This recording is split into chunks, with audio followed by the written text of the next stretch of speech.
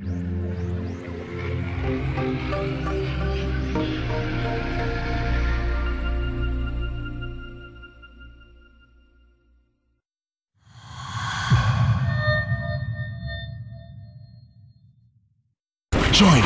us, fight the good fight. My name's David Doak. I'm a director at Free Radical. Haze is set in the future, at 2048.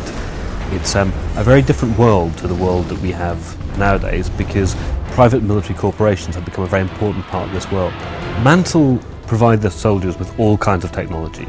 Obviously the guns, the vehicles, all that kind of thing. But key to Mantle's the way they fight wars is they're also involved in pharmaceutical research, and Nectar is a pharmacological product. Basically it's Mantle's combat enhancer that allows the soldiers in Mantle's army, the troopers, to fight at an amazing range of ability. They can see things that you couldn't see unaided, they have faster reactions, they are better at aiming.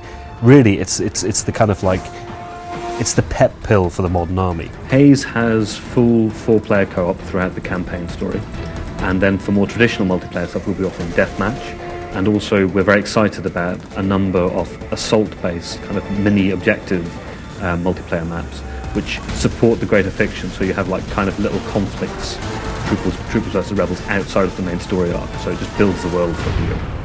And in the game Haze, you play a character called Shane Carpenter.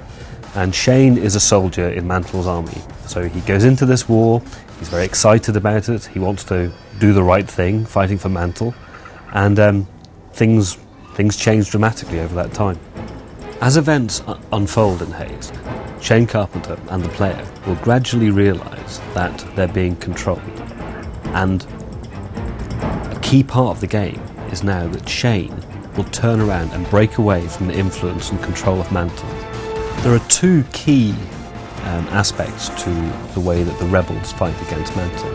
One of them is probably something you've guessed at already, which is that the Mantle troopers sometimes overdose in Nectar, and when they go into the overdose state, they just lose the ability to fight coherently anymore. The other one is more subtle, and we've not really drawn people's attention to it before, but on Nectar, the Mantle troopers' view of the world is really an edited view. There are things that they don't see. They kind of assume that everything is going well for them, so when people get shot, they die, etc. When you're a rebel, you take advantage of the fact that the Mantle troopers really have a slightly blinkered view of the world, and that allows the rebels to exploit it. Because the Mantle troopers are souped up on Nectar all the time, it makes them supremely arrogant, and that makes them vulnerable to exploits, fast exploits. So a thing you can do on the rebel side is we call it the weapon steal. The cool thing about the rebel weapon steal is that really what you're doing is just saying, I like your gun, I'm going to take it off you. And what it is, it's playing on the arrogance of Mantle. The last thing he expects you to do is to punch him in the face, take his gun. And that's going to really freak people out in multiplayer. The rebel play dead ability, it's essentially play possum. The Mantle troopers are always thinking that they're winning, always thinking that they've killed the rebels. If you're nearly dead, suddenly you're allowed to play dead.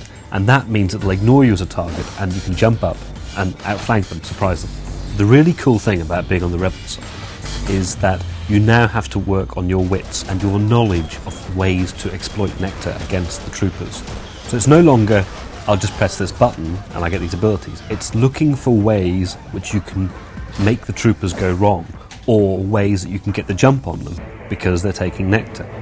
And with Haze, we want to be creating really the shooter that people think of when they think of PS3. And we think that this is a really excellent window of opportunity for us to step into the spotlight and to show what Haze is really capable of. Haze will be available in November 2007, exclusively on PlayStation 3.